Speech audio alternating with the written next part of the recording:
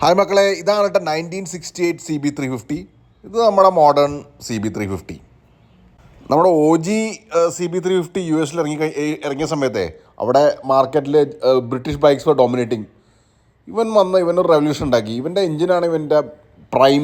ഇത് 36 BHP twin cylinder engine. ഇവൻ ഇറങ്ങിയത് 1968 ആണെന്ന് ആലോചിക്കണേ. ആ സമയത്ത് എഞ്ചിൻ്റെ കാര്യം പറയണം. Twin cylinder 36 BHP and of course drive happy. 1974 വരെ ആണ് CBയുടെ പ്രൊഡക്ഷൻ ഉണ്ടായത്, CB350യുടെ പ്രൊഡക്ഷൻ ഉണ്ടായത്. അത് കഴിഞ്ഞ് പിന്നെ വേറെ മോഡൽസ് ഇറങ്ങി, വേറെ CBയും വേറെ അണ്ടർ ഡിഫറെൻറ്റ് നെയിംസ്.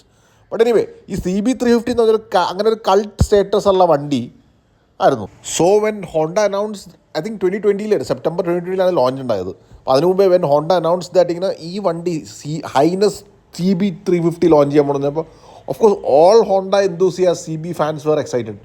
പക്ഷേ we were in for a world of disappointment. Just look at the specs. 1968 വണ്ടിക്ക് 36 BHP and it was a premium class motorcycle. And look at what we get. This 21 BHP 350cc.